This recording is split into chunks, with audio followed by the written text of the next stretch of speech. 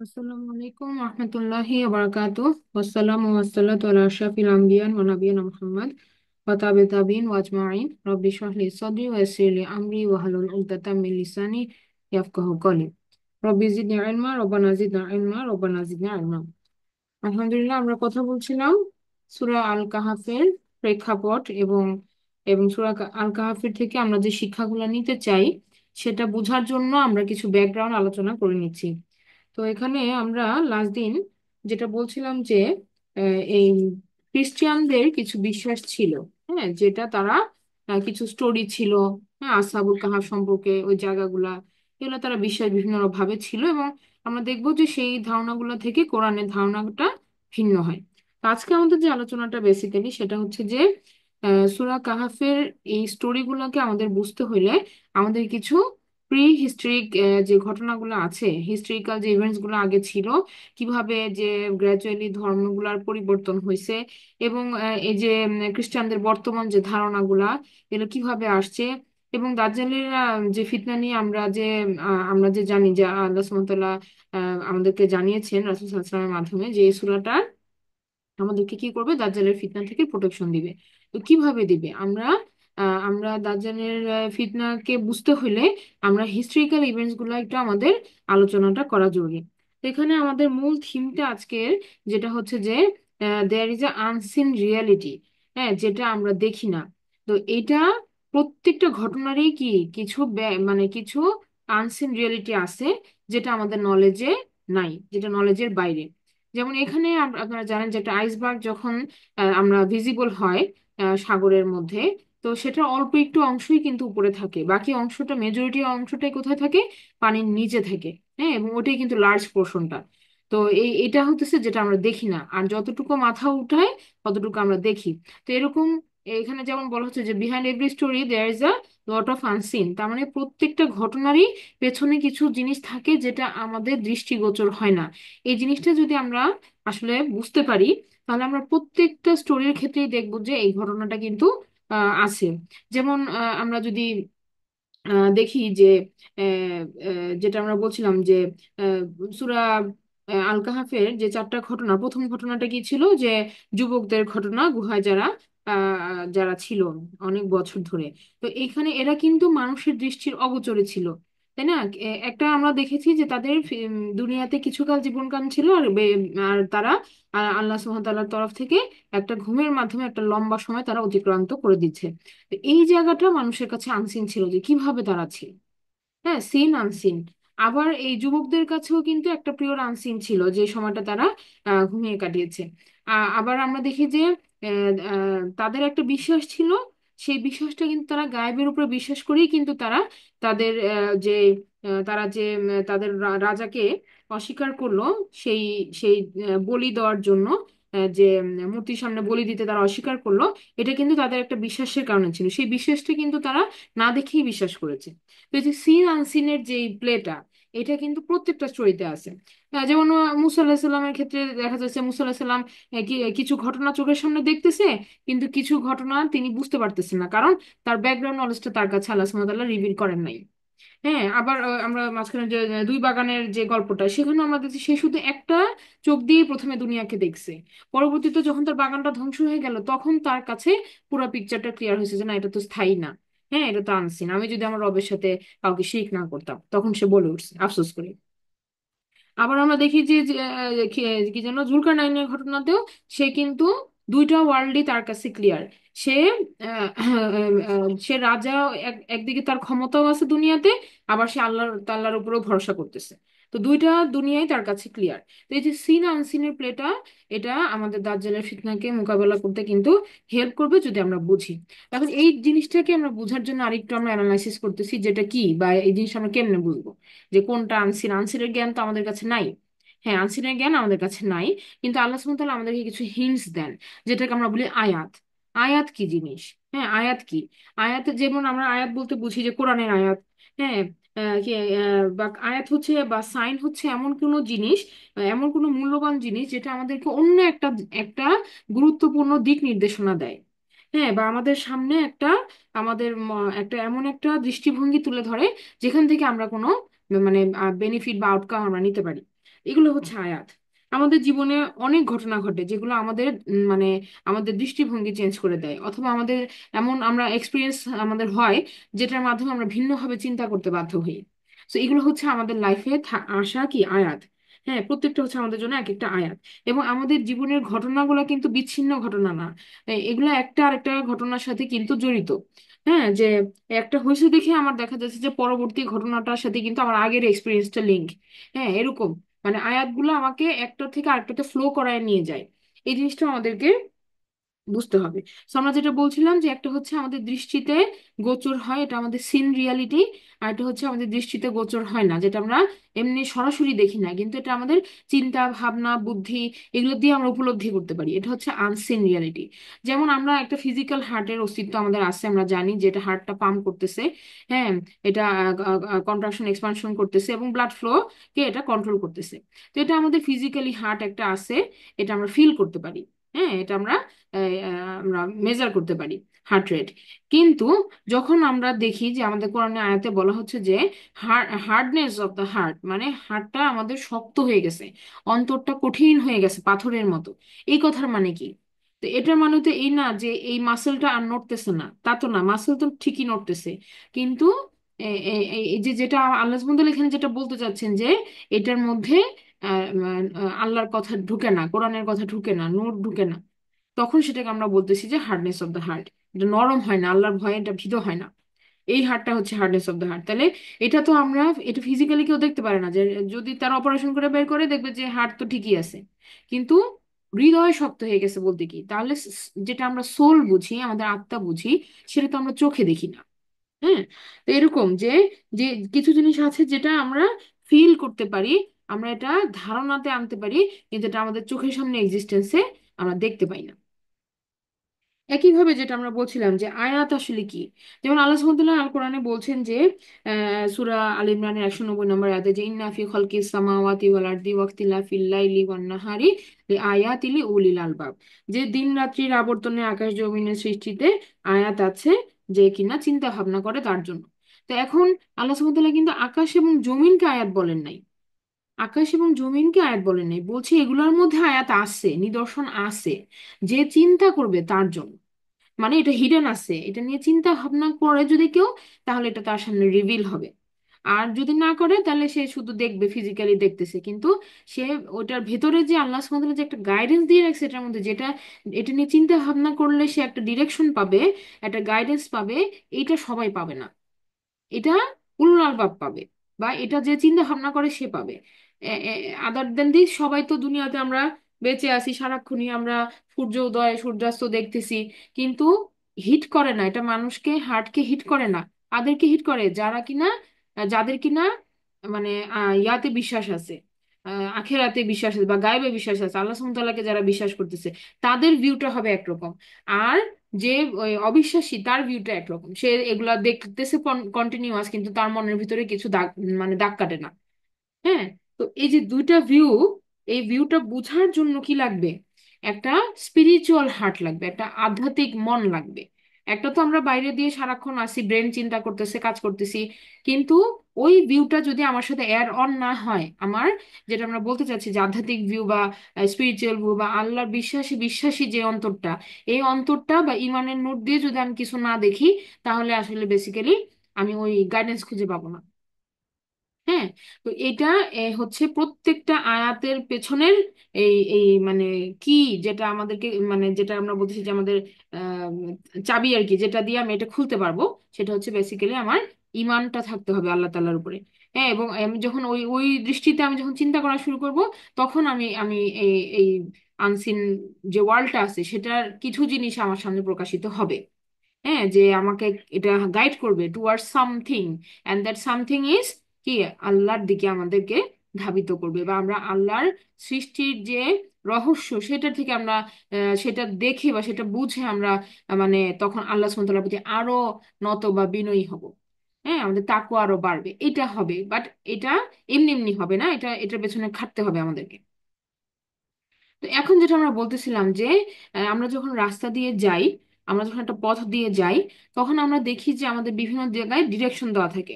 যেমন লেখা আছে 40 কিলোমিটার নর্থ, 30 কিলোমিটার সাউথ, হ্যাঁ, towards right there is a turn. এরকম অনেক অনেক কি আছে আমাদের পথে চলার সময় আমরা দেখি যে রাস্তাগুলোর মধ্যে এরকম মাইল ফলক দেওয়া থাকে। তো এগুলা আমাদেরকে গাইড করে টুয়ার্ডস আ ডেস্টিনেশন। কিন্তু এইটা এটা মূল্যবান, এই জিনিসটা আমার কাছে মূল্যবান, কারণ আমি যদি এটা ফলো না করি আমি পথ হারাই ফেলবো, এবং তারপর আমি আমার নির্দিষ্ট গন্তব্যে আর পৌঁছাতে পারবো না। এই জিনিসটা আমরা বুঝি কিনা, কিন্তু এই ডিরেকশনটাই আমার গন্তব্য নয়।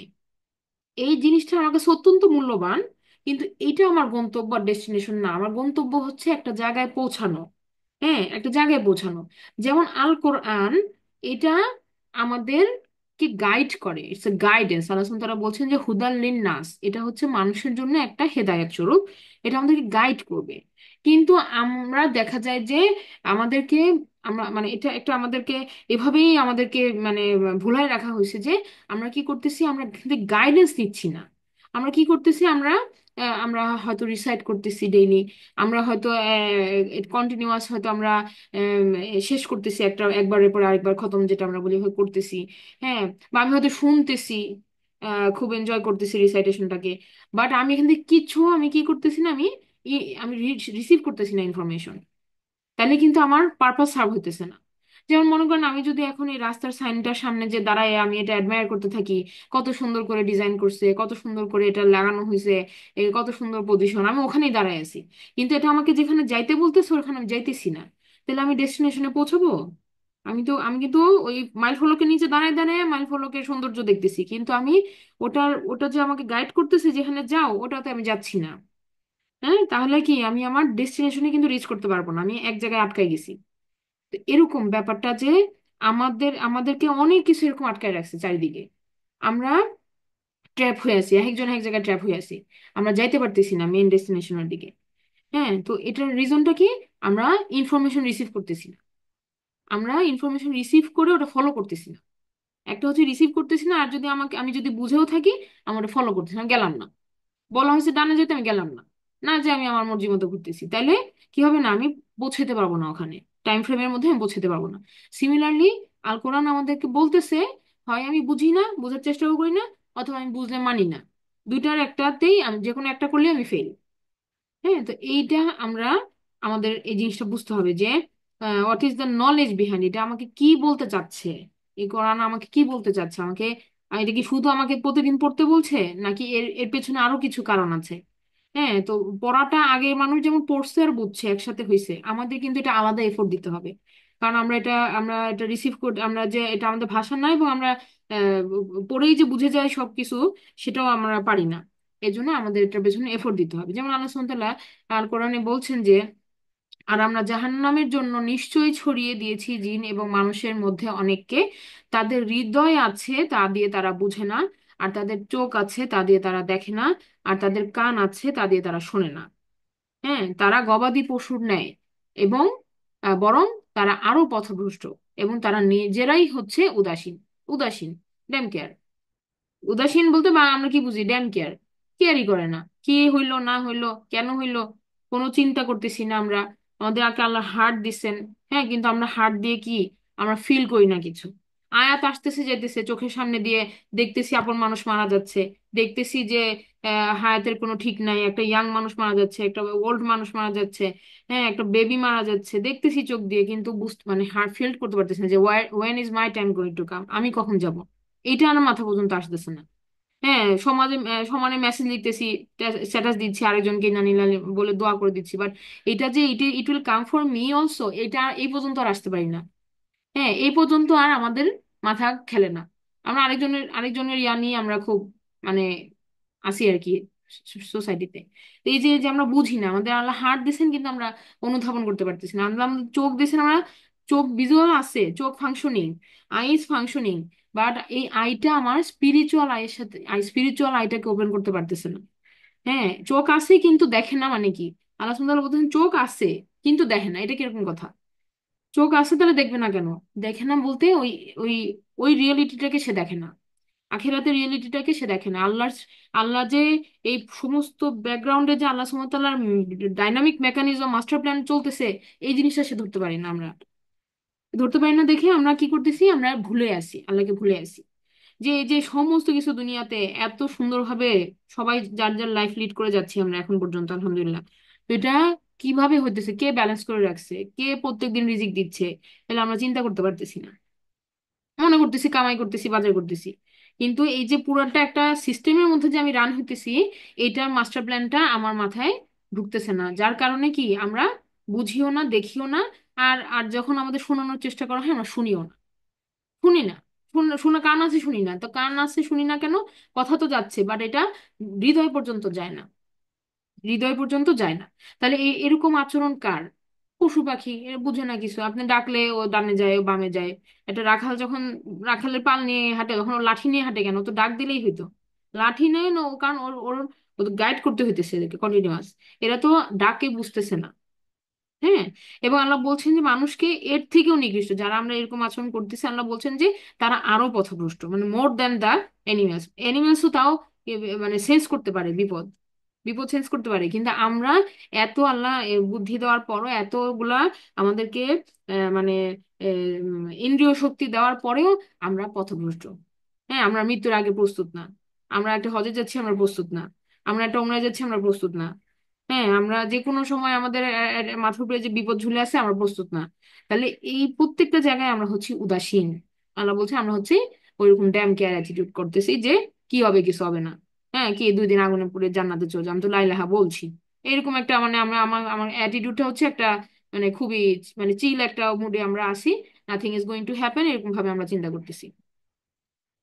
হ্যাঁ, তো আমাদের এই যে চিন্তা শক্তিতে চিন্তায় ধরে না আমাদের, এটা আমাদের একটা প্রবলেম। আল্লাহ, আমি আমার নিজের জন্য বলতেছি, ভাবেন না যে আমি শুধু আপনাদের বলছি। আমি আমাকে আমি আমাকে নিয়ে চিন্তা করতেছি যে আসলে আমিও তো এরকম করতেছি। হ্যাঁ, সারাক্ষণই ফ্লো করতেছি দুনিয়ার কাজে, কিন্তু এই মানে এইখানে আমরা ফোকাস করতে পারতেছি না। এটা আমার লিমিটেশন আমি মনে করতেছি। এখন দেখেন আল্লাহ, আরেকটা আমরা এক্সাম্পলে আসি যে আল্লাহ সুবহানাহু ওয়া তাআলা বৃষ্টির কথা বলছেন। বৃষ্টির কথা বলছেন কি যে rainfall is like a guidance. আল্লাহ বৃষ্টিকে আল্লাহ সুবহানাহু ওয়া তাআলা তুলনা করছেন হেদায়েতের সাথে। হ্যাঁ। তো কি হয় যখন বৃষ্টি পড়ে, তখন আমরা দেখি যে জমিনে সবুজে ছেয়ে যায়, জমিনটা সবুজে ছেয়ে যায়।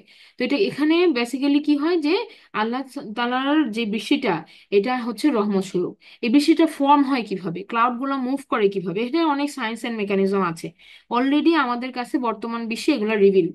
আমরা এই ইনফরমেশন গুলো এখন জানি। কিন্তু আগের মানুষ কিন্তু এত কিছু না জেনেও কিন্তু তারা বুঝছে যে এটা আল্লাহ সুবহানাহু ওয়া তাআলার এর পেছনে অনেক বড় একটা মাস্টার প্ল্যান আছে। আল্লাহ সুবহানাহু ওয়া তাআলা বলছেন যে এই বৃষ্টিকে তিনি নিয়ন্ত্রণ করেন।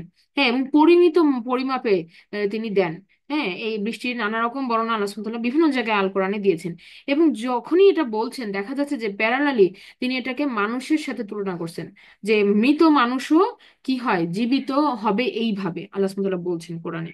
তো এই যে আমাদের রিজারেকশন হবে, আমাদের যে পুনরুত্থান হবে, এটা কিভাবে হবে? মানুষ যখন এগুলা নিয়ে প্রশ্ন করে, তখন আল্লাহ সুবহানাহু ওয়া তাআলা দেখা যাচ্ছে যে বৃষ্টি দিয়ে উদাহরণ দিচ্ছেন, যে বৃষ্টি দিয়ে মৃত জমিনকে আল্লাহ সুবহানাহু ওয়া তাআলা জীবিত করছেন, এখান থেকে লাইফ বের হয়ে আসছে। তাহলে আমাদের কেন লাইফ বের, আমাদেরকে কেন আল্লাহ সুবহানাহু ওয়া তাআলা জীবিত করতে পারবেন না? আবার একটা ব্যাপার যে এখানে আমরা যদি দেখি যে পৃথিবীকে কম্পেয়ার করা হয়েছে মানুষের সাথে, পৃথিবী হতেছে একটা মাটি দিয়ে তৈরি, তাই না? পৃথিবীর আউটার সারফেসটা কি, আর্থ ক্রাস্ট বা মাটি। তো একইভাবে মানুষও মাটি দিয়ে তৈরি। তো পৃথিবীতে যখন বৃষ্টিটা আসে, বৃষ্টি আর মাটির যখন সংস্পর্শন হয়, তখনই দেখা যায় যে এখান থেকে লাইফ আউটকাম হয়। তো একইভাবে মানুষের সাথে যখন আল্লাহর ওহী, এটা যখন দুইটা একসাথে মিলিত হবে, লাইট অন লাইট, লাইট আপন লাইট, আমরা বলছি না নুরুন আলা নূর, এই মানুষের ফিতরার সাথে যখন আল্লাহর নূরের আলোটা, মানে আল্লাহর ওহী বা কোরআন যেটাকে আমরা নূর হিসাবে চিনি, এটার গাইডেন্স যখন একত্রিত হবে, তখন ফ্লারিশ হবে। তখন মানুষের হার্টটা অ্যালাইভ হবে, যে আমরা ডেড হার্ট নিয়ে চলাফেরা করতেছি, আমাদের হার্টের মধ্যে কোনো ভয় নাই, ভীতি নাই, আখিরাতে চিন্তা নাই।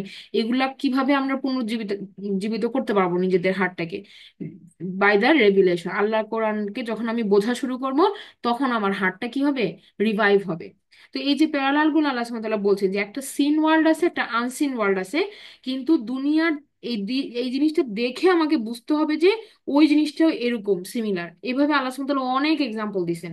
যেমন এখানে যেমন গাছটার এই মানে বড় হওয়া দেখে আমি বুঝতে পারতেছি যে এভাবেই আমিও একদিন আবার মরে যাব, মরা থেকে আবার উঠে দাঁড়াবো। হ্যাঁ, তো এইটা, এই যে দৃশ্যপটে চোখের সামনে একটা ঘটনা ঘটতেছে, আর অদৃশ্যে একটা ঘটনা ঘটবে, যেটা আমাকে বুঝে নিতে হবে, আমার ব্রেন দিছে আল্লাহ বুঝার জন্য। এটা আমার বুঝে নিতে হবে। সবকিছু তো আর বলে দিবেন না আল্লাহ সুবহানাহু ওয়া তাআলা, ডেমনস্ট্রেশন দেখাবেন না। বাট এই ছোট ছোট দুনিয়ার ডেমনস্ট্রেশন গুলো দেখে আমাকে আখিরাতটা চিন্তা করে নিতে হবে। যেমন আল্লাহ সুবহানাহু ওয়া তাআলা বাতাসের কথা বলছেন। হ্যাঁ, উইন্ড বা বাতাস, এটাও একটা আয়াত আল্লাহ সুবহানাহু ওয়া তাআলার তরফ থেকে, এটা একটা আয়াত। যেমন আল্লাহ সুবহানাহু ওয়া তাআলা বলছেন যে তিনি বৃষ্টির পূর্বে সুসংবাদবাহী বায়ু পাঠিয়ে দেন।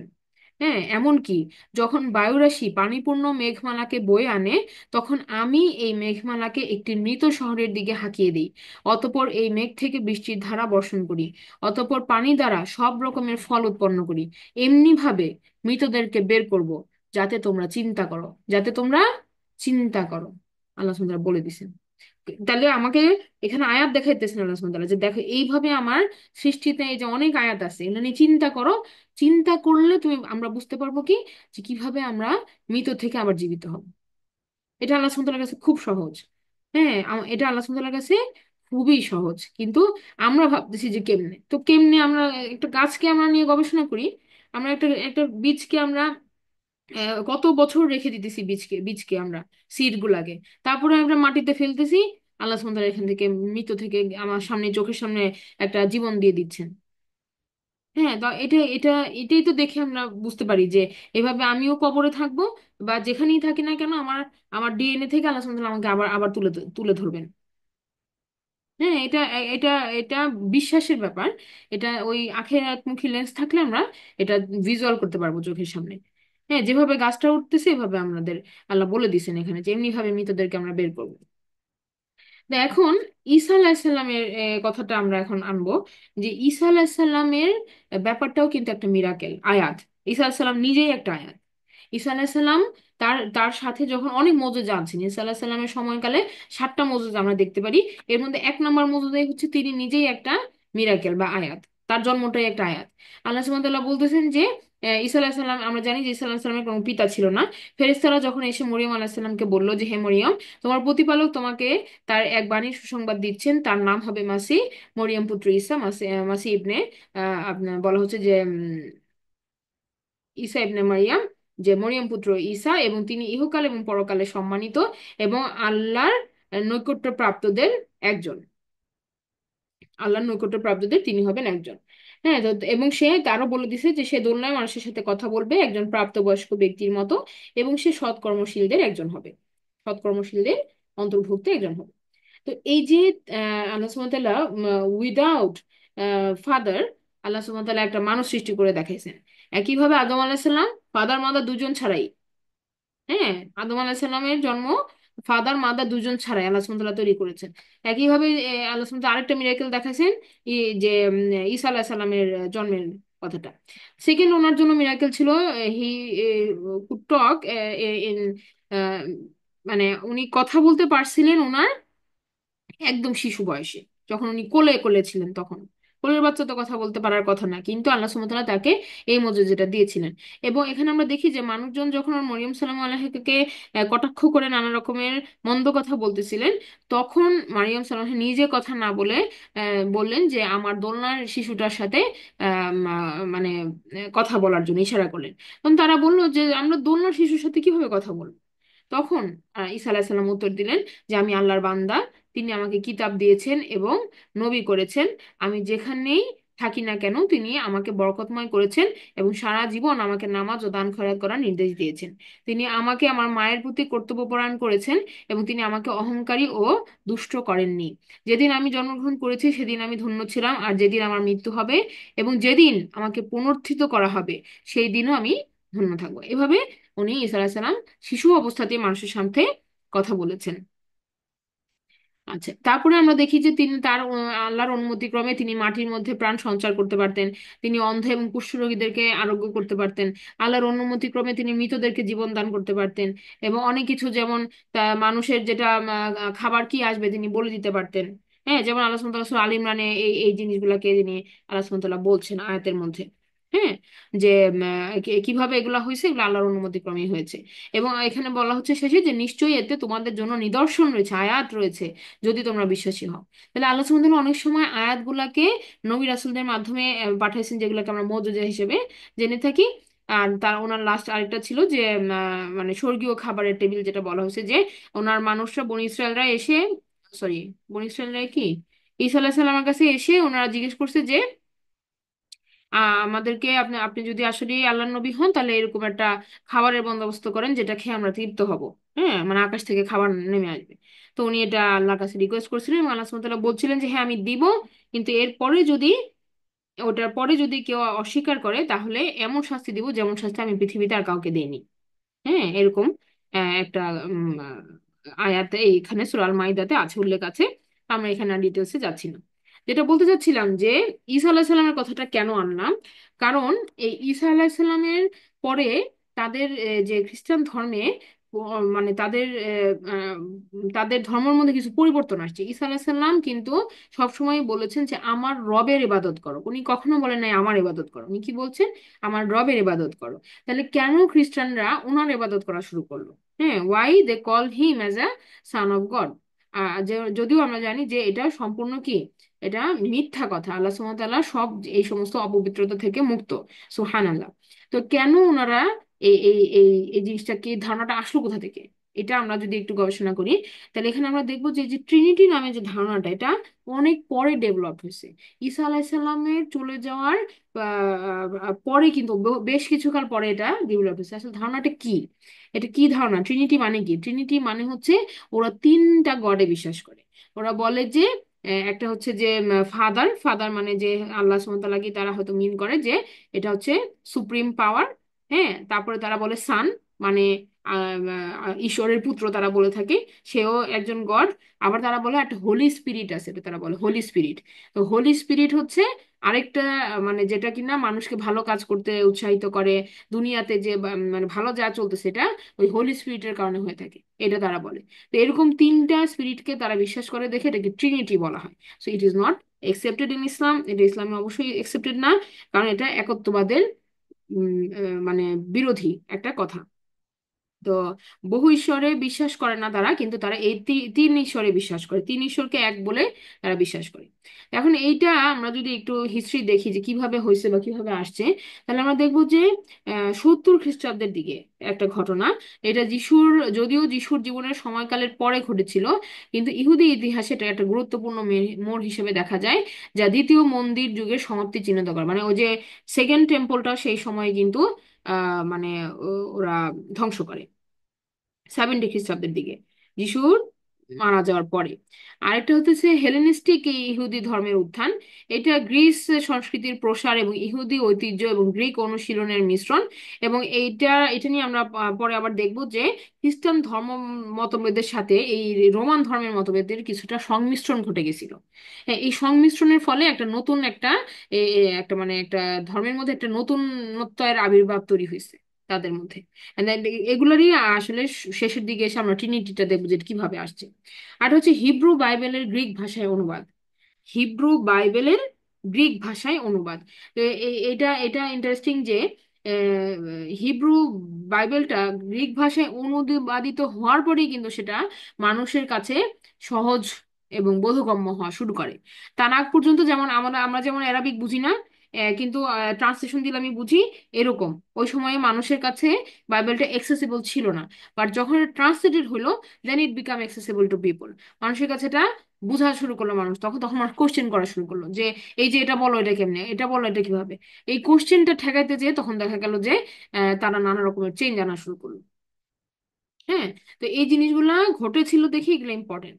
সংক্ষেপে আমরা যদি বলি যে যিশু পূর্ব যুগ ছিল উল্লেখযোগ্য ধর্মীয়, রাজনৈতিক, সাংস্কৃতিক রূপান্তরের সময়, যা ইহুদি ধর্ম, হেলেনিস্টিক সংস্কৃতির প্রভাব এবং রোমান সাম্রাজ্যের পরিবর্তনশীল রাজনৈতিক ভূদৃশ্য দ্বারা চিহ্নিত। এটা ছিল, আমরা যদি বেসিক্যালি বলি, যিশুর জন্মের আগের ঘটনা কিছু। আর এর পরে আমরা দেখি যে আরো কিছু ঘটনা এখানে ক্রমাগতভাবে ঘটতেছিল। যেমন আমরা দেখি যে আপনার অনেক রোমান এম্পায়াররা, রোমান যিশু, একটা জিনিস আমি বলি এখানে, ঈসা আলাইহিস সালামের জন্ম কোথায় হয়েছিল? ঈসা আলাহিসাল্লামের জন্মের সময়কাল থেকেই কিন্তু খ্রিস্টাব্দ গণনা শুরু হয়, এটা আমরা জানি। তো ঈসা আলাহিসাল্লামের ঈসা আলাহিসাল্লামের আহ জন্ম হয়েছিল বেথেলহেম এই জায়গাটাতে, এবং এটা হচ্ছে আপনার 10 kilometre south of Jerusalem. Jerusalem বা এখন আমরা যেটাকে প্যালেস্টাইন জানি, সেটার থেকে জেরুজালেমের জায়গাটা থেকে 10 কিলোমিটার সাউথে ছিল এই জায়গাটা। আর এর নিয়ার বাই ছিল কিন্তু রোমান এম্পায়ারদের যে পজিশন গুলা। তো সেখানে তারা এখানে ঈসা আলাহিসাল্লাম নিয়ে আসছেন হচ্ছে আল্লাহর একত্ববাদের ঘোষণা। ঈসা আলাহিসাল্লাম মূলত ইনজিল তার উপর নাজিল হয়েছিল। সেখানে ইনজিলে তেমন কোনো রুলস এন্ড রেগুলেশন ছিল না, কিন্তু বরং আধ্যাত্মিকতা যেটা কিনা হারিয়ে গেছিল মুসা আলাহিসাল্লামের পরবর্তী সময়কালে, সেই ব্যাপারটাকে কিন্তু ঈসা আলাহিসাল্লাম আবার পুনরুত্থান করার চেষ্টা করছে। তো আমরা দেখি যে বনি ইসরায়েলদের কাছে যেটা নাজিল হয়েছিল মুসা আলাহিসাল্লামের সময়কালে তাওরাত, সেই তাওরাত বেসিক্যালি ছিল তাদের জন্য একটা কিতাব, যেমন আমাদের জন্য আল কোরআন। কিন্তু সেই কিতাব থেকে তাদের পণ্ডিতরা কি করলো, তাদের পণ্ডিতরা সেখান থেকে মানুষের জন্য করণীয় বর্জনীয় যেগুলা, সেগুলাকে এক জায়গায় করলো। আর তাদের শুধু রিচুয়ালস গুলা রেখে বাকি জিনিসগুলো নিয়ে তারা আলোচনা করতো না, শুধু মানুষের কি করতে হবে আর কি করতে হবে না এগুলা নিয়ে কথা বলতো। তো দেখা গেল যে যখন স্পিরিচুয়ালিটা ব্ল্যাঙ্ক হয়ে গেল, মানুষ এই রিচুয়ালস গুলা কেন করতেছে মানুষ জানে না। হ্যাঁ। তো তখন দেখা গেল যে শুধু তারা একটা মানে তারা শুধু নিয়ম নীতি পালন করে, কিন্তু এগুলোর পেছনের কোনো তাদের কোনো উদ্দেশ্য বা কি কাহিনী কেন করে, এগুলোকে তারা মোটিভেশন নাই কোনো। তো এক সময় দেখা গেল যে এটা পুরাটাই লস্ট হয়ে গেল, মানুষের রিচুয়ালস গুলোতেও আর সেরকম ইন্টারেস্ট রাখলো না। তো এখানে দেখা যাচ্ছে যে আমরাও যেরকম কি করি, আমাদের জন্য ফিজিক্যাল একটা রিচুয়ালস হতেছে সালাত আদায় করা, কিন্তু এই সালাদের একটা উদ্দেশ্য আছে যেটা থেকে আমরাও কিন্তু গাফেল। সেটা কি? সেটা হচ্ছে আল্লাহ বলছেন 20 নম্বর সূরা 14 নম্বর আয়াতে, যে আমাকে মনে রাখার জন্য তোমরা সালাত আদায় করো, আমাকে স্মরণ করার জন্য তোমরা সালাত আদায় করো, জিকির করো। জিকির বলতে তোমরা স্মরণ করো, এবং সালাতের মাধ্যমে তোমরা আমার জিকির করো। কিন্তু আমাদের দেখা যাচ্ছে যে আমরাও কিন্তু ওরকম বনী ইসরাইলের মধ্যে কি করতেছি, আমরা অনেক উঠবস করতেছি, অনেক সেজদা করতেছি, কিন্তু ওই আসল যে স্মরণ, আল্লাহর স্মরণ, এটা আমাদের গায়েব হয়ে গেছে। হ্যাঁ, তো এই কারণে আমাদের সালাদ গুলো ইফেক্টিভ হতেছে না। তো তো এটা আমরা যেটা বলছিলাম যে ঈসা আলাহিসাল্লামকে আল্লাহ সুবহানাহু ওয়া তাআলা আবার প্রেরণ করলেন, যেন তাওরাতের ওই রুলস গুলাকে তিনি রিস্টোর করেন উইথ স্পিরিচুয়ালিটি। স্পিরিচুয়ালিটি দেওয়া ছিল ঈসা আলাহিসাল্লামের প্রতি নাজিল হওয়া গ্রন্থ ইনজিলের মধ্যে। তো এখন যেটা দেখতেছি যে, তো একত্ববাদের ঘোষণা নিয়ে ঈসা আলাইসাল্লাম আসছিলেন। বাট লেটার অন এই যখন এই রোমান এম্পায়ারদের সরি রোমান এম্পায়ারদের যখন দেখা গেল যে তারা তাদের সাথে কন্ট্রাডিক্ট হইতেছিল, কারণ রোমানরা পৌত্তলিকতায় বিশ্বাসী ছিল এবং তারা অনেক মূর্তি টুর্তির পূজা করত। তো এই কন্ট্রাডিকশনের সাথে দেখা গেল যে তারা নিপীড়নের রোমান কর্তৃপক্ষের কাছ থেকে প্রাথমিকভাবে ঈসা আলাহিসাল্লাম চলে যাওয়ার পরে 1-2 প্রজন্মের মধ্যেই দেখা গেল যে এই অরিজিনালি যারা একত্ববাদী বিশ্বাসী, তাদের আর কোনো এক্সিস্টেন্স থাকলো না। এবং খ্রিস্ট ধর্মের সাথে এই গ্রিকদের অনেক কিছু মিলে একটা মানে মিলে যাচ্ছিল, অনেক অনেক সংমিশ্রণ বা সংস্কৃতির যে মিশ্রণ, এগুলো চলে আসতেছিল।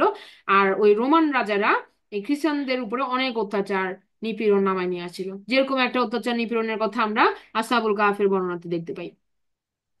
তো এখানে দেখা যাচ্ছে যে লেটার অন অনেক পরে, প্রায় 300 বছর পরে, যে ওই ওই ওখানে একটা একটা রাজা, রোমান একজন রাজা, যিনি কিনা খ্রিস্টানদেরই পোল্যান্ড ভার্সনটা যেটা, হ্যাঁ, ওটাকে তিনি গ্রহণ করলেন।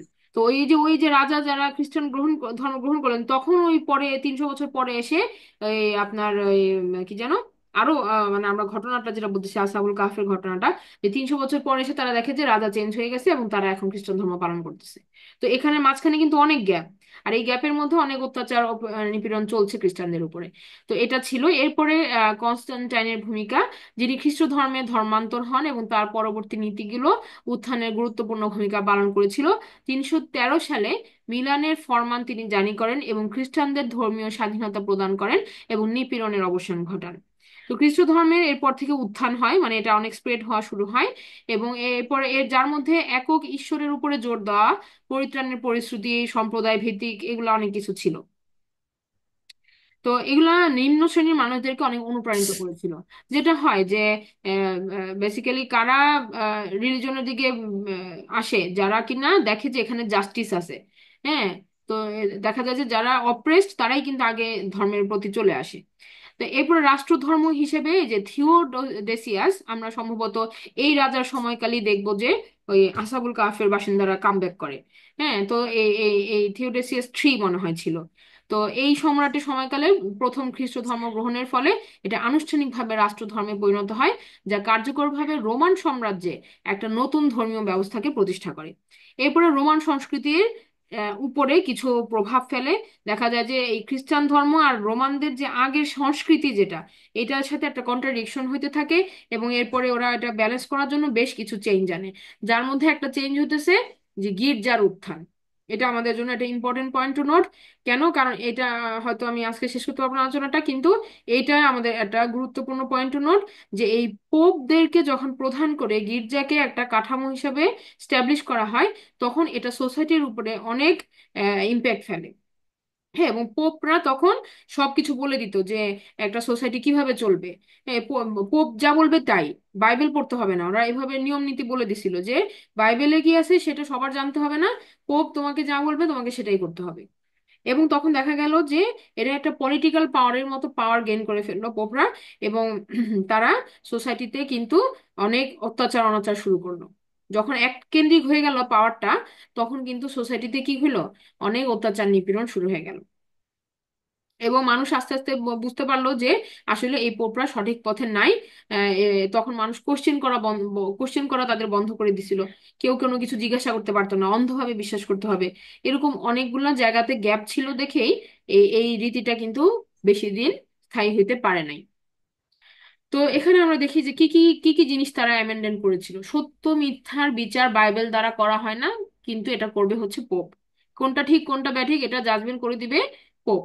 পোপ ত্রুটিযুক্ত বা ভুল করতে পারে না। যদি বাইবেলের তিনি কিছু ব্যাখ্যা করেন এবং তিনি যেটা বলবেন সেটাই ঈশ্বরের বাক্য, এভাবে রুলস জারি হয়েছিল। ধর্ম এবং গোঁড়ামি মানে যে বিশ্বাস আপনি বুঝতে পারেন না, সেটা একটা রহস্য হিসেবে গ্রহণ করে নিতে হবে। সুতরাং যুক্তিযুক্ত চিন্তা ভাবনার কোনো সুযোগ নাই। কেউ যদি যুক্তি পেশ করে তাহলে সেটা হবে শয়তানের কাজ। কেউ কিছু লজিক দিতে পারবে না। গির্জার যে কোনো অনুষ্ঠানকে অস্বীকার করা হচ্ছে অবিশ্বাসের সমান। পোপের পাপ ক্ষমা করার লাইসেন্স আছে। পোপের কাছে যে যদি কেউ বলে যে আমি এই এই গুনাহ করছি, তাহলে পোপ সেটা নিজেই মাফ করে দিতে পারে অন বিহাফ অফ গড। গডের কাছে যাওয়ার দরকার নেই, পোপের কাছে যে বললেই হবে, ওরা টাকা পয়সা দিলেই হবে যে আমার ক্ষমা করে দাও, ও ক্ষমা করে দিবে, লাইক দিস। এরকম একটা ব্যাপার ওরা চালু করছে। গির্জা ব্যতীত অন্য কারো বাইবেলের কোনো অংশ প্রকাশ বা লেখার অধিকার নাই।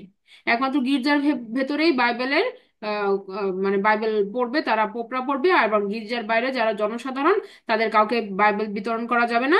এবং যা কিছু জানতে হয় পোপের কাছ থেকে এসে জান। এই যে নীতিগুলা ওরা দিল, এটার কারণে কিন্তু অনেক পরে কি হলো, প্রবলেম তৈরি হলো। তা আমরা দেখবো যে যখন মানুষ যখন এগুলা নিয়ে কোশ্চেন করা শুরু করলো, হ্যাঁ, লেটার অন, তখন এই এই যে যেই থিওডিসিয়াস যার কথা আমরা বললাম, থিওডিসিয়াস 3 এর সময়ে, ওই সময়টাতে তিনি পল বা পলিন খ্রিস্ট ধর্মের আরেকটা সংস্করণ, সেখানে তিনি কিছু গুরুত্বপূর্ণ পরিবর্তন নিয়ে আনলেন। হ্যাঁ, তো আমরা আশা করি এটা নিয়ে আমাদের নেক্সট দিন কথা বলতে হবে। উম, এখানে বেশ কিছু আলোচনা আছে। তো আরেকটা কথা যেটা ইন এ শর্ট আমি বলে দিচ্ছি, আমরা এগুলো কেন বলতেছি, এত কিছু কেন বলতেছি। এই কারণে যে এইগুলাও দাজ্জালের ফিতনা ছিল সেই সময়ে। দাজ্জাল দাজ্জালের মানে শয়তানের প্ল্যানটা তো অনেক আগে থেকে চলে আসছে। এই যে এখন আমরা যে কোনো কিছু নিয়ে আমরা প্রশ্ন করি না, কারণ আমরা জানি না। হ্যাঁ, আমাদের কিতাবকে আমরা পড়ি না, এজন্য আমাদের কাছে নলেজ নাই। আমরা একটা দিক শুধু আলোচনা করি, আমরা শুধু সায়েন্স আর এগুলো নিয়ে চিন্তা করি। কিন্তু আমরা এখন যে আমরা এই ধর্ম বিমুখ হয়ে গেছি, এটার পেছনেও কিন্তু এই জিনিসগুলো আছে। এগুলো থেকে আমরা কি করছি, আমরা নিজেরা এগুলো থেকে ইন্সপায়ার হয়েছি। এবং আমাদের সমাজ ব্যবস্থাও এই নীতিতেই এখন চলতেছে। যার কারণে আমাদের এটা পড়াটা খুব জরুরি, যে কেন আমরা এটা ফলো করতেছি, আমাদেরকে কিভাবে মিসগাইডেড করা হয়েছে ওভার দ্য টাইম। হ্যাঁ, ইনশাআল্লাহ আমরা এটা কন্টিনিউ করবো নেক্সট ক্লাসে। আজকে আমরা শেষ করছি। সুবহানাকা আল্লাহুম্মা ওয়া বিহামদিকা আশহাদু আল্লা ইলাহা ইল্লা আনতা আস্তাগফিরুকা ওয়া আতুবু ইলাইক। আসসালামু আলাইকুম ওয়া রাহমাতুল্লাহ।